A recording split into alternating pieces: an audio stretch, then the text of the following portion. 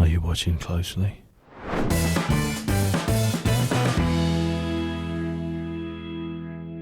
Well, here we go. Fasten your utility belts and pinch yourself to check you're not dreaming. Welcome to part one of our deep dive into the career of Christopher Nolan. Yes, you heard correctly, part one of two. Yes, that's right. I have to tell everybody listening that Christopher Nolan, if they didn't already know, is your favourite director. So this has got you incredibly excited. I'm quite jittery, Mary. I'm not going to lie to you. Yeah, you're right. I don't think there's a better director working today. I'm sure people will disagree with me, but personally, my preference, he's just making the most interesting, out there, boundary-pushing films. I don't think anyone can deny that. He works at such a high level of quality. There isn't a bad made film there in his entire career. I think, in a way, that has built expectations to this immense level. The expectations for, let's say, like Tenet that's coming out, hopefully soon, knowing what has come out before it. Yeah. And you don't really get that from many directors. Yeah, to be so consistent. He's kind of like the Steven Spielberg of like now, you know, every time Steven Spielberg brought out a film, you know, you would get excited for it. And this is what we get now with Christopher Nolan. Yeah, he's got a reputation, really, hasn't he, for having... Oh, yeah. Well, the reason his films are so good, arguably, is because of how complex they are and just how clever the construction of them all are. And that's what's interesting, because he has complex films for mass audiences, which isn't usually the way it works. No. You know, your big blockbuster film is park your brain at the door and enjoy the ride. His films are just not that way at all. They're so layered and there's so many levels to them. At the core of them, though, there's always a concept that, although it's non-physical or non-concrete, they're all things that we experience on a daily basis anyway. Yeah. Your time and memory and dreams and imagination, perception, morality, even gravity he did. And he turns them into these epic works. And they're accessible because we can identify with them and we can put ourselves in the place of the characters. But at the same time, each film is this metaphysical world. And as part of that, he basically takes every cinematic convention at his disposal and he inverts it all and twists it all. He truly is like a master of his craft. He gets how cinema works and he understands how the human brain pieces together information, and therefore he knows how to mislead us and trick us and surprise us and subvert everything.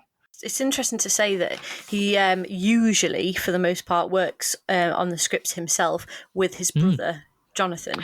Yeah, that's true. And their track record is just ridiculous. I mean, where did he get these ideas? They're so complex that there's layers upon layers for multiple films, not just one or two. All of his films are so built up. They're quite philosophical thinkers, I think. One interesting thing recently, I mentioned this to you, I did a personality test. It's called the Myers-Briggs personality test. There's like 16 personalities, and it tells you what you are, basically. Yeah. So I did mine, and then at the bottom of the screen, it tells you like some other famous people of the same type. So I was the architect, is apparently my one, and Christopher Nolan was there, and I thought, oh, that's good. Well, I bet you were thrilled to be in the same league with Christopher Nolan. Some of the things that were written against this one were that they deconstruct and rebuild every idea and system that they encounter. They dislike rules and restrictions and traditions, and there's an element of perfectionism to their work as well. And not only was I going, yeah, that's me, I was thinking, yeah, that's Christopher Nolan. Yeah, I'm going to have to do this test now. Absolutely do this. Puts into words things that you think and you know about yourself. Yeah. But just articulates it in a way that you just think, I've never thought of it like that. Yeah, well, I'll have to do it now. I will have to try that now. You're going to have to send me a link. I'll resend it to you. I'm very interested to see what you are. We are going to be following through both parts of this, his career consecutively. Yes, at my insistence. Yes, by insistence. Yes. So we are starting with Following, which is you're going to lead on for this one because I haven't seen this film. So yes. Well, first of all, mild to heavy spoilers coming up in this episode. If you're listening on YouTube, you might want to skip ahead. If you've not seen something yet, just look in the comments. There should be some clickable links. But yeah, no, Following, I don't want to talk too much about Following because not many people have seen it, first of all. However, I think it is a fitting introduction to all of the other films that he went on to do. People seem to not know it exists, don't they? I think a lot of people think Memento, don't they? Oh, Memento, was his first film, but it wasn't actually, but I think it's what set him on his path. Yeah, it depends on what you consider like a proper full film release, I suppose, because this was considered a no-budget film. It was made for about $6,000 or pounds, but it was very much the project. Yeah. Everyone involved were working full-time jobs, so it took them a year to do. They had limited equipment, no professional lighting. Nolan did the camera work himself. He co-edited it. The locations they borrowed from everybody, and it's only about 68 minutes long, so a lot of people, I think even you included, thought it was a short film. Yes, I did. In terms of story, it's quite simple, really. There's an unemployed man, but he's an aspiring writer who we're told is called Bill. I'm not sure whether he actually is called Bill. He has a hobby of following people. He sort of studies them for inspiration for his characters. That's a bit weird. He likes to follow people. Yeah. One day, one of the people that he follows regularly confronts him and reveals that he's a burglar and invites Bill along. It turns out they're both very interested in the lives of other people. Basically, Bill becomes a bit hooked on burgling as well. Yes. When he realises he can find out much more from people by their possessions and heads down a slippery slope. Enters a criminal underworld, gets a bit romantically involved in one of their previous targets, a mysterious woman. That's kind of it. I won't say anything more. That actually story-wise. Sounds quite good, actually. You might have sold me on it there. It's okay. It definitely feels like a low-budget film. Just to manage your expectations. It's a very simple story, but it's the structure that adds the complexity. Yeah. The scenes are out of order, or you get fragments or glimpses of scenes from further on later in the story. That is a big theme for him. He just time jump a lot. We'll see this. Yeah. Yeah. The film also starts at the end and flashes back. He's talking to some unknown character at the beginning. We don't know who. And he's explaining the story. But yeah, so just to finish off already on this one, we want to talk a bit about what these, Nolanisms, we call them. What kind of things did he introduce here that we're going to see coming up? Themes is a big one. Identity, especially people living double lives. People who adopt alter egos and change their names and appearances. Truth and deception. So lots of characters who lie and manipulate, double-cross each other, or at the very least they're not what they seem. Morality and characters who have to make choices, like important choices, good or bad. And obsession, I think, is another one that comes up. I mean, that just literally covers every film we're going to discuss today. Absolutely covers everything. Yeah. And the core concept of this one, the relatable one, I think is people watching. I don't think anyone can say that they don't enjoy people watching. Whether or not you follow them around or not, Yeah, I haven't started following people around yet. No. Well, this time. Lockdown's lifting. And in terms of genres as well, noir is a massive one. You can tell that that's his main influence for so many of his films. Yeah, definitely. Crime, thrillers. So they sort of give way to having these morally ambiguous detective type characters, femme fatales, gritty underworlds, crime and psychological studies, things like that. Non-linear narratives you've mentioned already, interior monologues, they're all things that come as part of the style. Puzzle films that suppress or withhold information, set up questions, ask us to rely on visual cues to work out when we are and why and how and what's going on. That's pretty much it. That's it. Really, if you think about it, pretty much every film that he's done has got levels of pretty much all of those themes there. Yeah. So you would think if we just lay it out like that, well, that's pretty boring, isn't it? Because you're going to be saying the same thing over and over again, just the same thing all the time, which is absolutely not the case. All of these themes appear again and again and again and again, but the stories are completely different. There's not one that is one iota the same as something that's come before, yet all with the same themes, which is incredible, really. Yeah, it's a mark of a good director, really, that his focus on story and his focus on style are sort of equally balanced, I suppose. One doesn't work without the other. He was already working with his brother Jonathan and his wife Emma at the time. His wife actually produces all of his films, I think. She's a producer on all of them. Yeah, she does, Jonathan here he wasn't a writer on this one, he was just the grip. Just start him off slow. Yeah, we'll get there. That's pretty much all I want to cover on following, really, because like I said, it's not that big, but it does introduce a lot of those things. So I guess I'll link straight in then to the breakout film, if you will, Yeah. which was Memento in 2000. You have to bear with me on this one. It's not a film you can easily review. You kind of have to analyse it in order to say anything meaningful about it. Yes. Yeah. So this was written by Christopher Nolan, but it was based on a short story by his brother. Again, it's a very concept-driven film. This one is about memory. Story, again, not as important in what I want to talk about, but long story short, Leonard Shelby, who's played by Guy Pearce, he suffers from a form of amnesia, short-term memory loss. So he can't create new memories and he can't remember things longer than a few minutes at a time. Mm-hmm. He's trying to track down one of the two men that were responsible for murdering his wife and causing the head injury that led to his condition. But the sort of interference, there's this so-called friend called Teddy who's sort of lingering around. There's a mysterious woman called Natalie. Lots of mysterious women. And they sort of complicate his objective. So that's the narrative. But like following, what's more important is the narration or the way that the story's told. Yeah. There's actually a video of Christopher Nolan explaining the structure of this film, and he's got a chalkboard and a piece of chalk, and you'd think it was a physicist explaining the laws of the universe. It's very impressive. Yeah. My version will probably be less so. But only a little bit.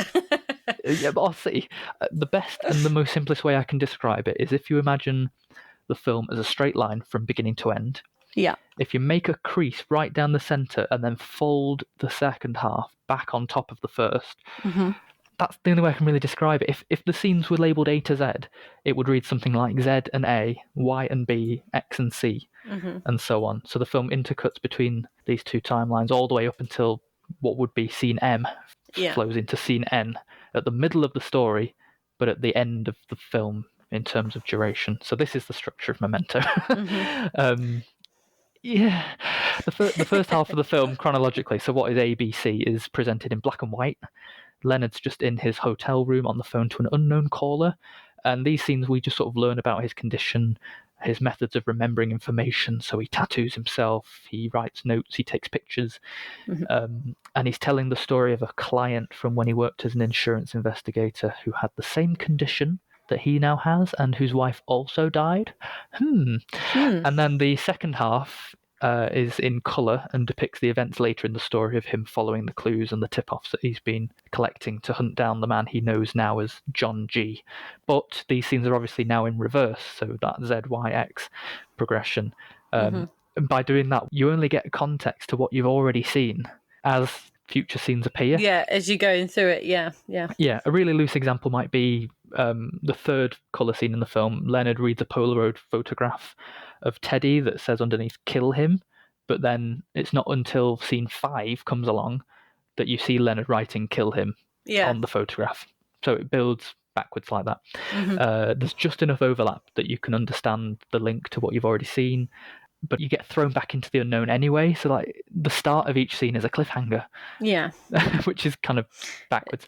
Yeah. It's a hard film, I think. Yeah. It doesn't follow our natural way of watching a movie. So when you come to it, you have to really rethink everything. You've got to sit and really be open-minded to it, pay attention to everything, because it's not one of those that you can, sit and multitask doing something else. You have to be completely focused, otherwise you've lost the plot. Literally. Ironically, you have to have a good memory to follow the story. Yeah. And this is kind of the point, because in fragmenting the sequence of events like this, Nolan plays with the ideas of memory, time, and truth. Those are the three things that Leonard has very little grasp on. So in a way, he's replicating Leonard's condition for us, especially when you consider that we see and experience and learn everything from his perspective, including hearing his thought process in an internal monologue. He's a thoroughly unreliable narrator. Yeah. I guess by implication, by putting us in his head, he makes us question our own process of memory. We start doubting what we think we know and what we think we should know. And we have to do exactly the same as he does every time he wakes up. Figure out where you are by reading, and collecting the puzzle pieces from the details in the scene. Work out from the subtleties in the dialogue. Who has Leonard already met before? Who's using his nickname? Who knows about his condition already? Who predicts what he's going to say? You are the detective of his story. Ultimately, what happens is you can't trust anything or anyone. You don't know who Teddy and Natalie really are. You don't know if they want to help him. Are they taking advantage of him? Are they who they say they are? At one point, he has a Polaroid of both of them. One says, "Do not trust her," and the other one says, "Do not believe his lies." And it's like, well, what can you believe? Yeah. And it just comes to pass that you realise you can't trust Leonard himself. Mm-hmm. Nolan puts doubt in your mind about everything and Yeah. highlights that memory is unreliable. One of my favourite quotes was, memory can change the shape of a room, it can change the colour of a car, and memories can be distorted. They're just an interpretation, they're not a record. That's very that. true. That is, I mean, think about police investigations when they're asking someone who they've seen, and colour, like you just mentioned, is such a thing. Somebody can go, "Oh, well, they were wearing a white t-shirt." Somebody else can say, "Oh, it was blue." Or you know, your memory is not exactly true. It's you can't, you literally cannot say for 100% definite anything, because it's how you remembered it. It's not necessarily true. Case in point, I thought Andy McDowell was in that Last Christmas music video. So, very true. Yeah. My life's a lie. The last thing I just want to talk about is the ending. It's a very open-ended film. It leaves you with just as many questions as we had at the beginning. In a way, you'd expect, like a puzzle, the last piece would complete the image. Yeah. In a way, it does. It completes the story and the plot of this particular film. But we've been so preoccupied with piecing that together that Nolan has pulled the wool over your eyes about some of the glaring questions that we should have been asking all along. Yeah. How long has he been looking for John G? Does he even know? How many John Gs has he hunted down? Yeah. Even if he did find and kill him, would he remember? Does he choose not to remember? Is Leonard's wife actually dead? Who is Leonard? Come on. Yeah. Questions like that. And yeah, that's pretty much it. It's a hard film to watch, like you say, but it's a film to be experienced and not to be enjoyed. I think that's the crucial part. It's not an enjoyable film because you are him. Well, it's so different. It's so different. You have to have seen it. It's one of those, you know, it's not your conventional. So you've got to at least say you've seen it once and experienced the film. My issue with it was the casting for me. If it had been some more maybe relatable or more likable people, and I'm talking for me personally, because I don't like Guy Pearce and I don't get anything from Carrie-Anne Moss. That really affects the movie for me. So I think maybe if it had been recast, I would possibly have enjoyed it more, because the story itself is extremely clever. I think if maybe it had a different lead, I might have enjoyed it more. Yeah, I guess it's one of those things. It was so early still in his career that, you know, in terms of, I mean, these are well-known actors. Even Joe Pantoliano's in there, but he wasn't at the point yet where he was on like massive budgets, you know, massive budgets and big stars. But what is interesting is that in 2015 they announced. I mean, I seem to have remembered this wrong as well. Again, memory. I was pretty sure that Nolan said himself that he was going to remake Memento. It doesn't seem like now he's attached. I think it seems that another company's purchased the rights for this. Yeah. But it would be interesting. I don't think the film would be made better. I just don't think that will happen.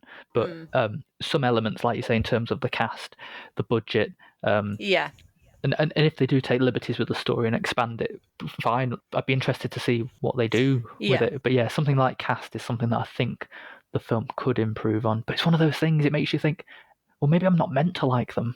Yeah. And maybe that's deliberate. I mean, it's a bit of a low blow for those actors, really. But so I've picked you because nobody likes you. So yeah, I guess Nolanisms here. Themes of revenge, again, obsession, truth, style-wise, playing with time, non-linear narratives, interior monologues, open endings, morally ambiguous characters. There's not a lot of crossover in terms of cast here, but I did realise after watching Batman Begins yesterday that the manager of the discount motel that he stays at is actually the police informer in Batman Begins, the guy with the beard. And his director of photography, Wally Pfister, don't laugh, it's his name. He would work on every film from Memento all the way up until The Dark Knight Rises in 2012. So yeah, I'm going to shut up now until Inception until 2 weeks time. That's a hard one to talk about. No, that's true. I'll be talking again. But yeah, that's Memento. So that was the year 2000. And then we jumped to 2002 for his next film, which was Insomnia. Now, for me, this film is a complete outlier to the rest of his career, because this does not feel like a Christopher Nolan film.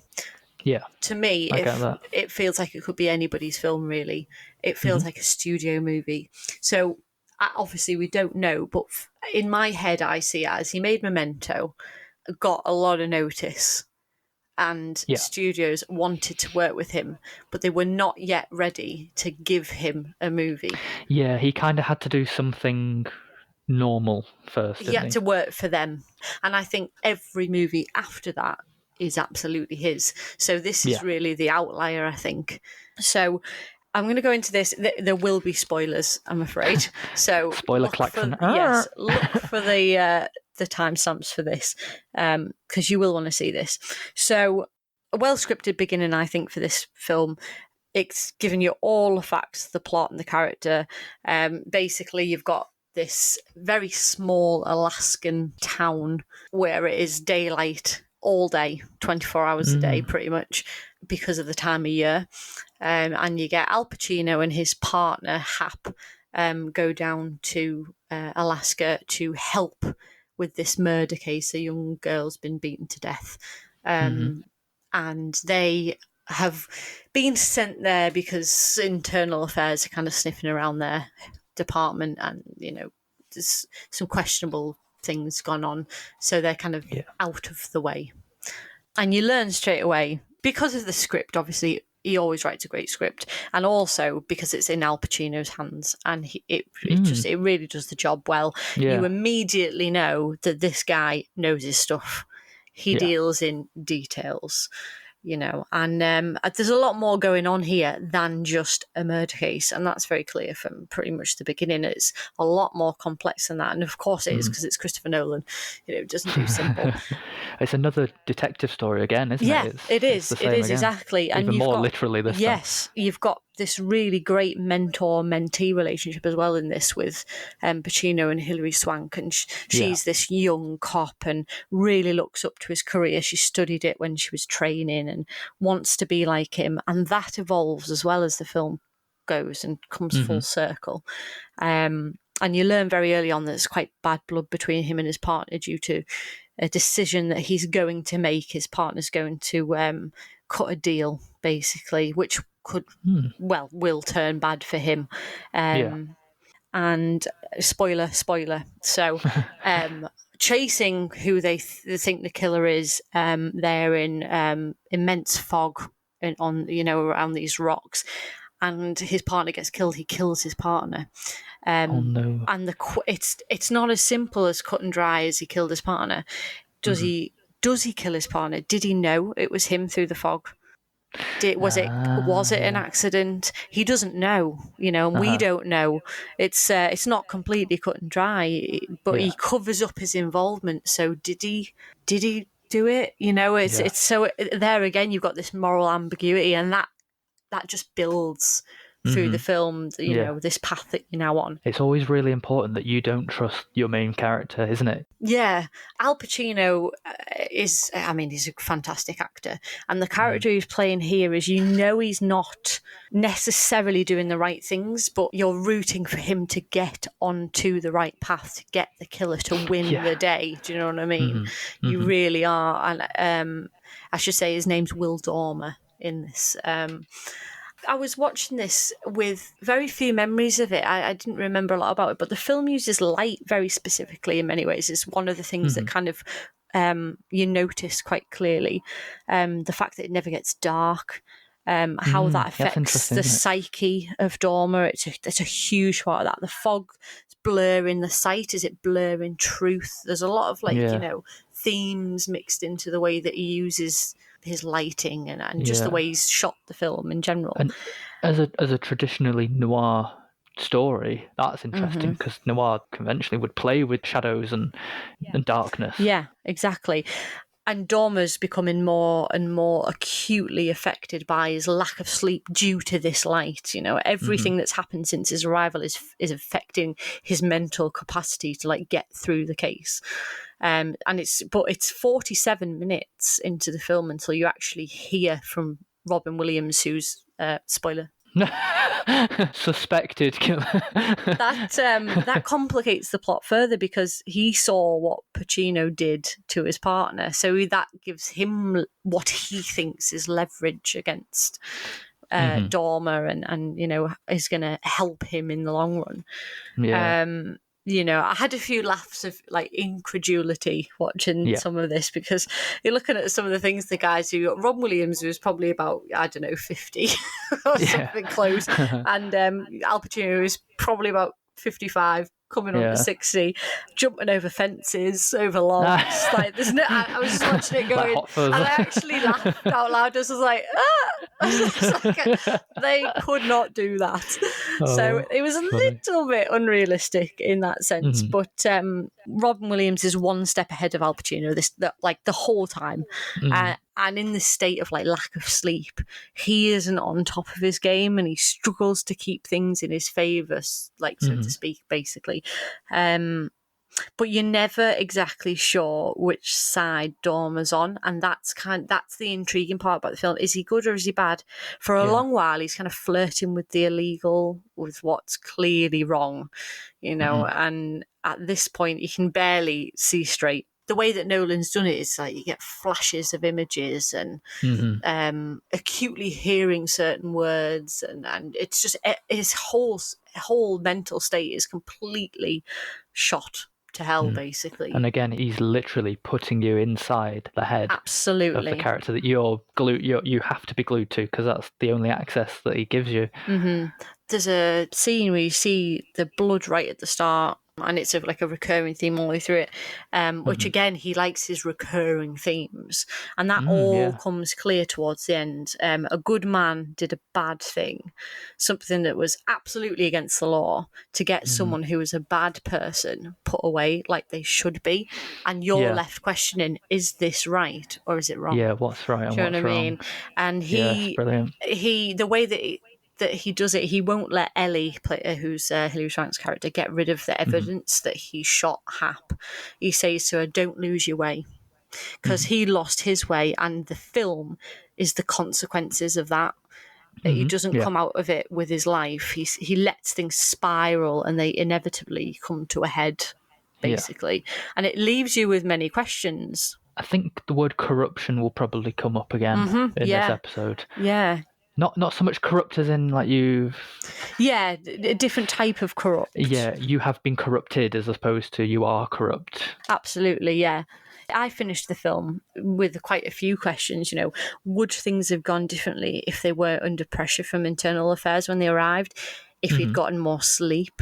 If he hadn't already strayed from the moral path? In the end, I think I found more to like in this than I remember. It's a fairly slow burner, but it does have a lot more complex themes than just your average thriller first appears. Yeah, it's not only that, but it's all done in complete daylight. And how many thrillers do that, really? You don't get thrillers. When you think of a thriller, you think dark and edgy and noir-like in a way. In that respect, it is different. And I also like the idea of his casting as well. Al Pacino, like I said, is a great guy to root for, but he does have that edge, that darker side, And Robin Williams is like the great good guy. I mean, you just don't think of Robin Williams playing a baddie. And I think that was great casting, because it really, like the rest of the film and like the themes it uses, it kind of puts you on the fence about where you sit with both of the characters. I thought it was a lot better than I gave it credit for last time. So I would definitely look at it again. I think things like the cast choices are made knowing that he's about to play with your expectations of the roles they've done before. Yes. I definitely think that's a conscious choice. Yeah, he's great at casting. So I would definitely, if you've seen Insomnia before and just thought it was okay, I would definitely go back and relook at it again, because it is much more complex. If you start to think about the themes that are in there, it's there's a lot more to it. I would definitely look at it again. Yeah, that's the one I don't remember really very much of at all, and I haven't watched it again yet.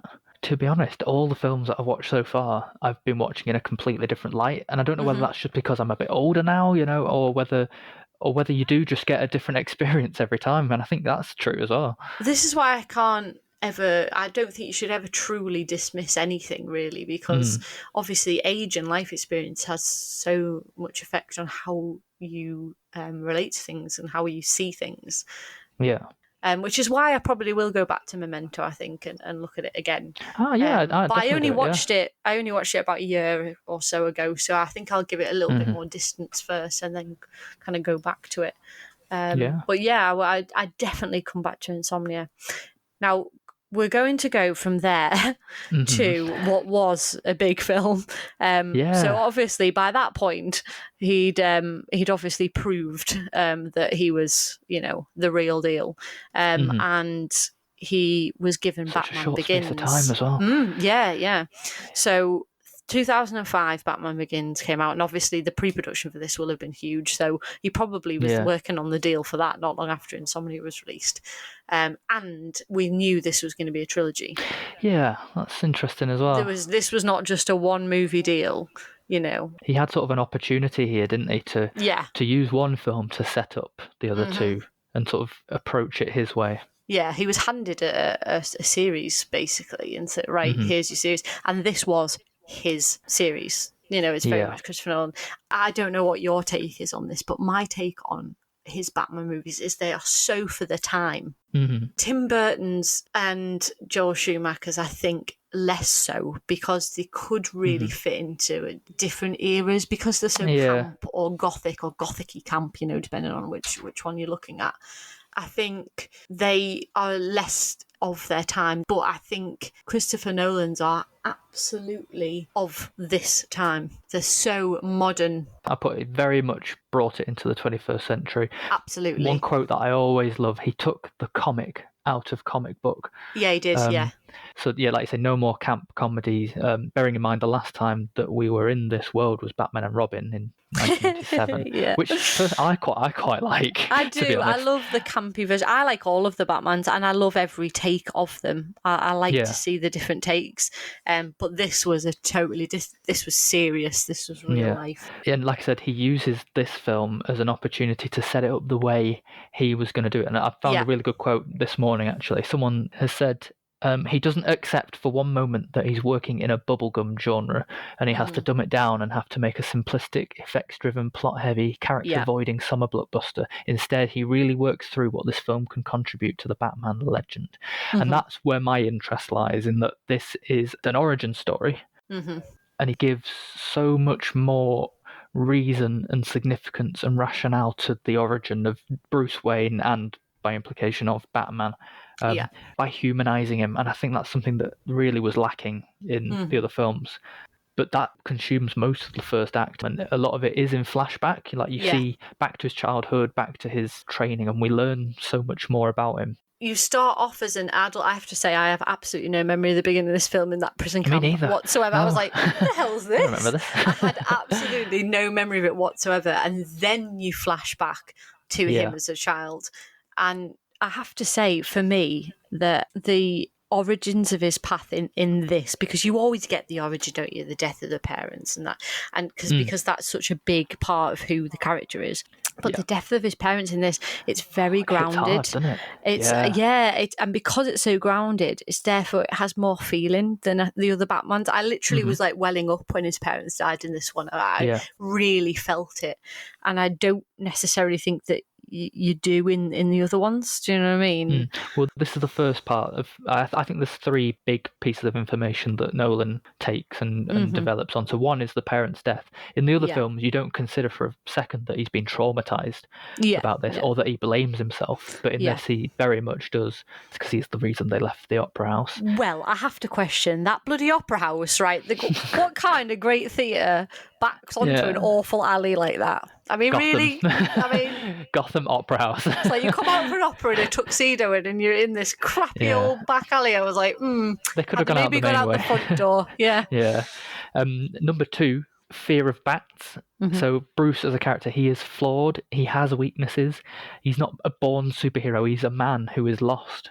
He's lost his way. He's haunted by lots of other things. Yeah. And then point three is Gotham City in itself, and the reason that Bruce Wayne chooses to take on this persona the great quote from Rachel, his sort of girlfriend in the film, what chance does Gotham have when the good people do nothing? So this guy Falcone has everybody in his back pocket. Yeah. Falcone's going against everything that his parents were fighting for in terms of improving the city. It just develops the character a little bit more. And this is what leads Bruce to find his path. And that there's that 7-year chunk of the film where he's traveling and training with the League of Shadows and all these things to do with confront your guilt, don't bury it with anger, overcome and embrace your fear in order to manipulate fear in others. Yeah, the portion of that where he's training, the quote that kind of jumped out at me was, theatricality and deception are powerful agents. You must become more than just a man in the eyes of your opponent. You have to become an idea. And that is the basis of what Batman is. Yeah, but no one's ever said it so well before. But yeah, it's very cleverly scripted, and Nolan does that in a lot of his films. A lot of the script actually builds what the movie is. It explains what it is, without slapping you in the face with it. Exactly. It's very, very cleverly done.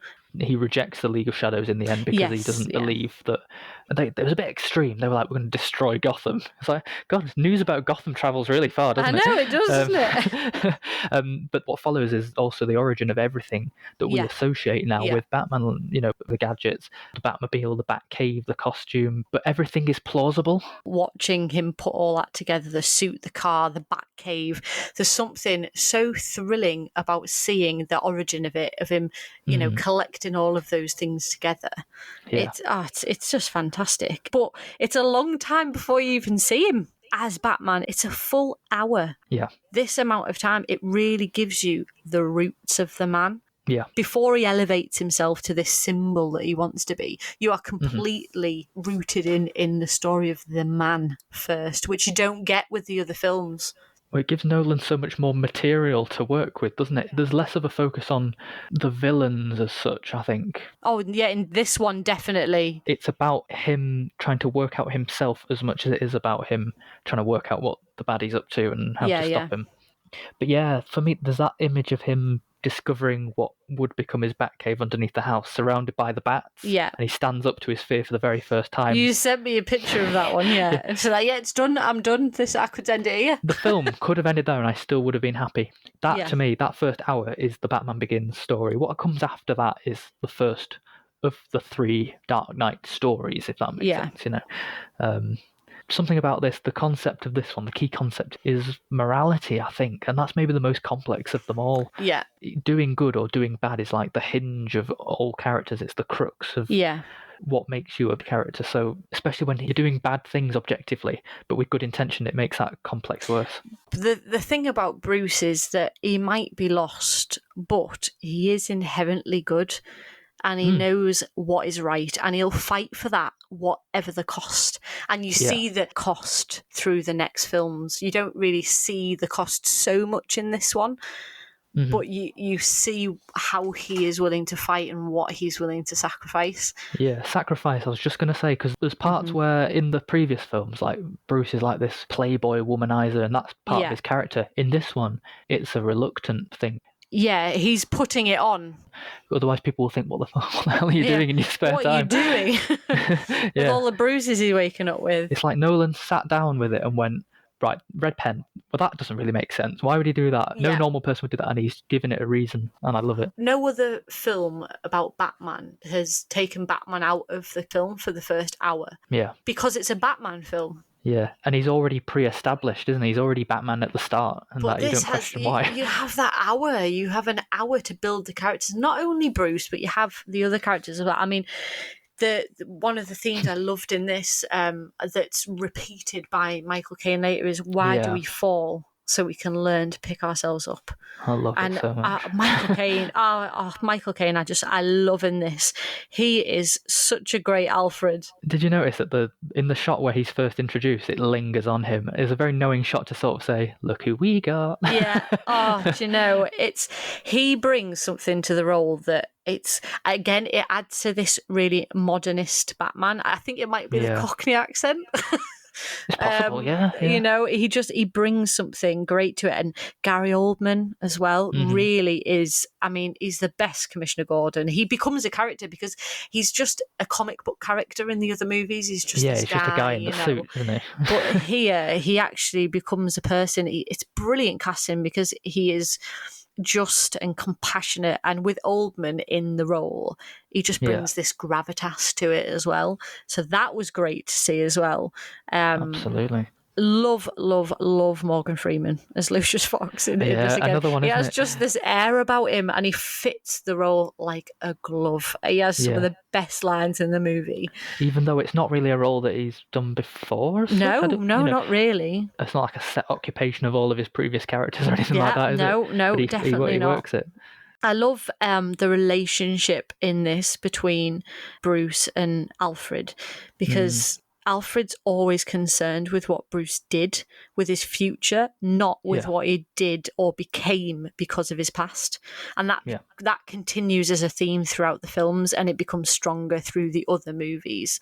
You always get very wise and notes of wisdom from him, and they're so extremely important to Bruce and his moral compass, keeping him on the right path, helping him get back up when he falls. Alfred is that person. It's weird, really, because he becomes his guardian essentially, but again, none of the other films, they just ignore that period of Bruce's life. They don't touch on it. Alfred's not just he's not the butler. I don't know. He's not the butler. He's not getting his drink at the end of a day, and he becomes so much more than that. And he's so funny. I love the line at the end where he goes, "What's the point of all those push-ups if you can't even lift a bloody log?" Yeah, true. It's so brilliant. They play it so well. Again, it's down to casting. You've got the bit where Gary Oldman's with him. He's like, "I'll get my car," and he's like, "I brought mine." And he crashes over the police car, and he's like, "I gotta get me one of those." There's just really you're like, yeah, it's good fun. There are little nods to the camp comediness of the other ones, but it's used so sparingly, isn't it, that it works. Yeah, it really, really works. Seeing him standing on the building for me, it's epic. It kind of fits this new, sleek, modern Batman. It's setting us up for what these films are going to be, because it's going to be big. It's dark. It's brooding, but with a stupid voice. I cannot get on board with the voice. It doesn't seem as gravelly this time around in this one. I like it. I've never been able to get on board with the voice. It's always irritated me. It's the one part of the movies that irritates the life out of me. You mean you don't like the voice? Why? I mean, I get the realistic point of it, because he's trying to exactly distract the fact that none of the other would films notice bothered him. Yes, it makes sense. Every other film, you sort of go, well, you would notice him because it sounds people like know it's him. Yeah, yeah, I get it. I just hate it. Something that you touched on then about him standing on the building. I think in this film there's a lot of what I call first times. And I think first time really that location shooting was really notable, like a proper global feel. Because obviously he goes to Tibet, I think the mountain is, and all that kind of stuff happens there. And action scenes for the first time were just phenomenal. The stunt coordination. Bear in mind this is his first action film. Yeah. Off the charts. The other thing is the first time that a score, I think, was notable. This is Hans Zimmer who's now on board. Yeah, he never used it quite like he did here before that. Yeah. It became such a huge part of the movies, and it always has since as well. Yeah, well, this is where he stepped into that blockbuster territory. But the way he's approached it is his way. Yeah, I really liked in this Cillian Murphy. It's only a small part of the film, but he's menacing. He's absolutely fantastic in it. I have to mention, we haven't mentioned Liam Neeson yet, even though he's in it from the beginning. He plays Ra's al Ghul, and he makes a good baddie in the theatrical sense. He can spin a good line. I mean, obviously, there's no doubt about that, because he's fantastic. But he doesn't fit the power of the role for me. He doesn't seem able to look what the part requires. He just kind of looks like a normal middle-aged man. But the whole film, we're tricked, aren't we? I felt like the part required more, and I am a little biased, as Liam Neeson's one of my all-time favourite good guys. So I found it very hard to get on board with that. So that's maybe one of the parts that didn't work for me. Another bit of casting, but I changed my mind completely about it. I've always thought that Rachel was miscast in both movies. I wrote down I really liked her in this. Yeah, but more so, I've always hated it more in the second one. But I've totally rethought that now on viewing. I wish Katie Holmes had continued with The Dark Knight as well, because I find it so jarring when a main character's recast. It's the worst, isn't it? Yeah. It's not like Jennifer in the Back to the Future films. Yeah, and it's, she stayed stupid.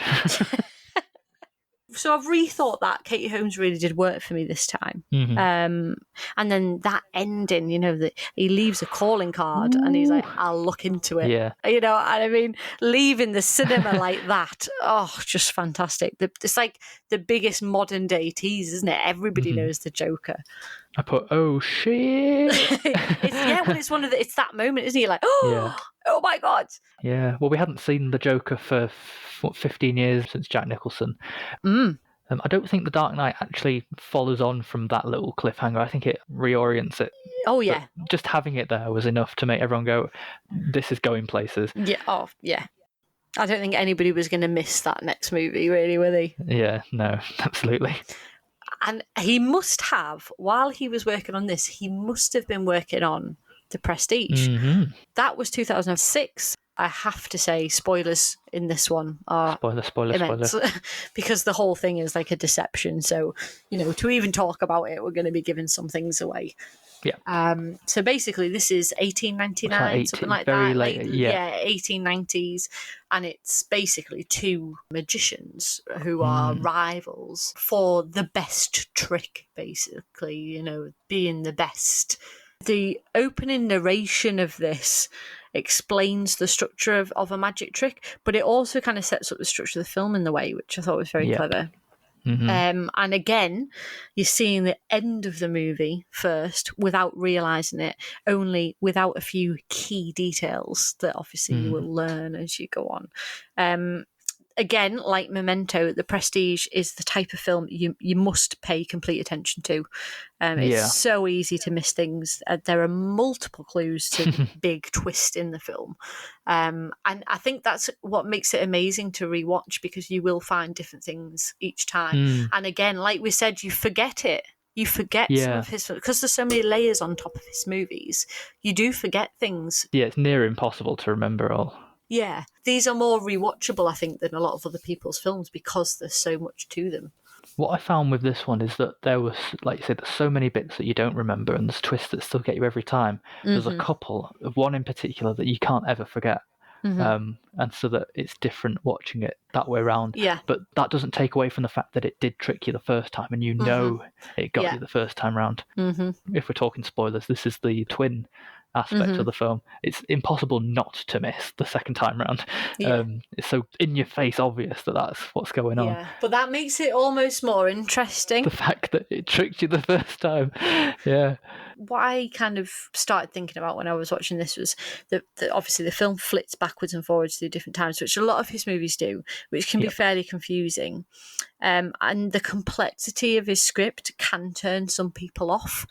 Yeah. Not everybody will watch The Prestige because it's quite complex and there's lots of twists to it, but you're always going to get those who are so ready for this. Me. I thoroughly enjoyed watching this, actually. And the themes in this were great. The death of Angier's wife, played by Hugh Jackman, and he's Angier, is what kind of changes his life. It creates the rivalry with Borden, played by Christian Bale. Yeah, who's recurring already. Again, yeah. And it brings out this must beat him, even like he attempts to kill him, and Nikolai Tesla is in this, and he recognises an obsession, and the actual obsession theme in this is huge. It's immense, and it's this that destroys him, because he can't understand how Borden pulls off his biggest trick. It takes over his life, and Michael Caine again is in this.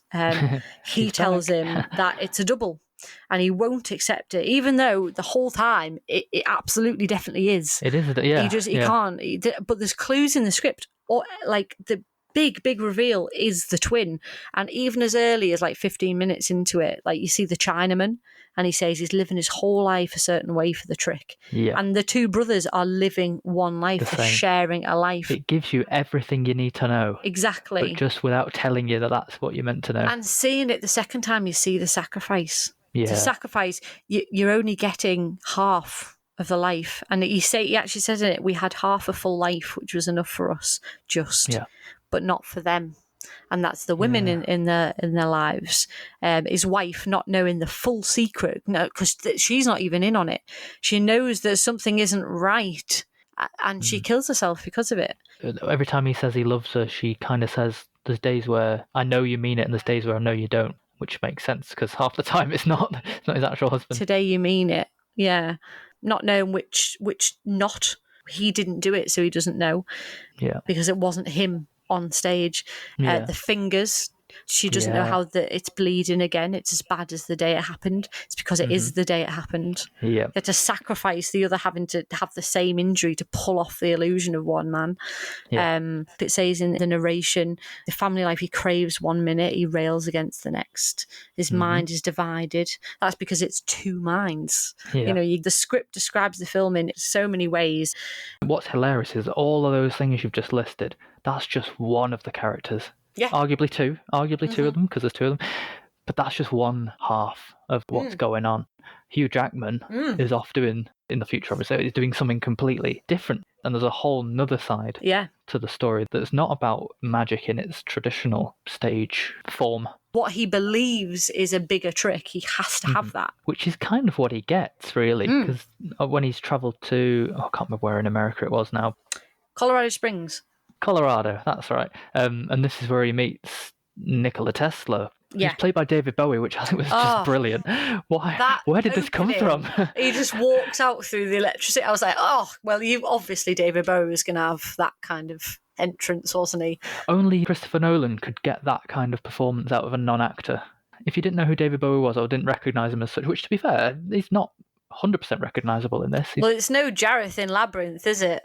No, this is a straight part. That would explain why the hair was stood up, though. All that static. Yes, it would. It definitely would. Yeah, but this whole other element that Tesla has invented something using electricity that is real magic. It's the modern day science for them. It was magic. The other thing that was happening at the same time that the film doesn't necessarily allude to was that cinema was also being invented. And that was perceived as this sort of magic, like these moving pictures, like things coming out of the screen and things like that. What I love the most, actually, about The Prestige is, like you said at the very beginning, the whole film is a metaphor for how Nolan makes films. Yeah. He makes a pledge to us, so he sets up the trick. Yeah. Then he misleads us with a turn by concealing the information in order to perform a reveal, which is The Prestige. What I liked about this film is technically the film, it's not much in scale compared to what Nolan kind of goes on to do. Nowhere near.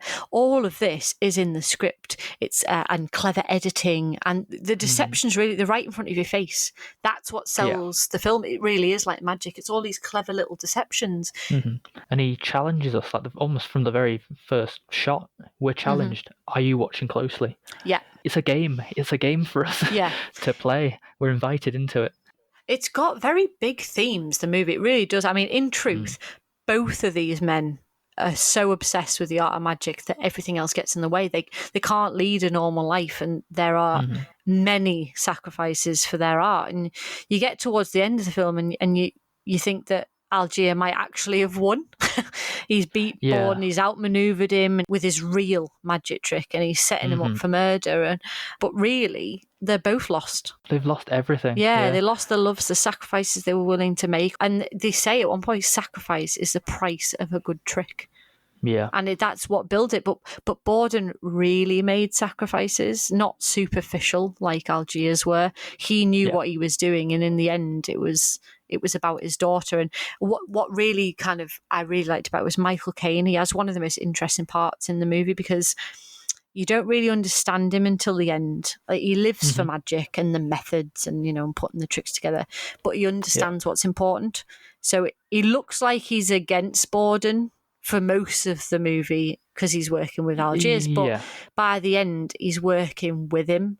for the good, because it's about more than magic. It's something real. It's about the daughter and actually living a life. Well, it's those things again, morality and identity, I Yeah. think, are the two that, by consequence of all this obsession, that's what is getting challenged ultimately overall. Oh, it's so good. It's a fantastic movie. 5 stars from me. I can't argue with it. The script is incredible. The casting is perfect. The performances are just brilliant. And Hugh Jackman in this he is fantastic. Not always known for the performance necessarily, because he's done comic book movies, X-Men, and The Greatest Showman was singing, and but this is good. This is like really complex character going down this dark path, and he does it so well. One of my favourite bits from him, and it's very subtle, especially when at the time you don't necessarily know, or you haven't thought it through yet, why he's acting that way, is when he's on stage with the big Tesla machine. You know he's just doing a magic trick that he can get away with, but you see it in his face that he's psyching himself up for stepping into the machine, because actually what you find out is that just dehumanizes him every night. He believes that's his sacrifice. Yeah, to be the best. Really, it's not. It's not at all. He lost what was his life when he lost his wife. Yeah, and he lost himself. But it's fantastic. The production design in this as well is fantastic. It's such a believable setting, this 1890s London. It's a very interesting moment in time to focus on, especially, like I say, all those new inventions coming through, and everything's just on the cusp of change and things like that. But you said it still sort of feels a bit scaled down, and I think that's why it was important for me to split his career in 2 halves, because after this is where it steps up. This massively. is the end of part 1, because because we've talked for so long, and B, because this is kind of the real divide. And in true Nolan style, we're just going to end it on a cliffhanger. We are. No recommendations this week, no news. We are literally just ending it there. So we will be starting with part 2 in a couple of weeks. We will be jumping straight into the big, bold, epic Dark Knight. And then going on a huge ride from there. So it's going to be big. We might as well say, if you're expecting The Dark Knight, Inception, The Dark Knight Rises, Interstellar, and Dunkirk, then sorry, you clicked on the wrong one. It's next time. And it just carries on. There's some of my favourite films in that bunch. It's going to be epic. It's so exciting. So we will tell you where you can find us, and that'll be it. So Matt, where can you find us? Still need to pre-record this. Well, you can find us on our website, www.cinechat.co.uk. You can also add the /podcast to find us specifically. Social media, you can search for CineChat Podcast, CineChat Pod, or CineChat_official. And you can email us at podcast@cinechat.co.uk. Fantastic. So that's it. Yeah, abrupt ending. In fact, I should just cut it off now.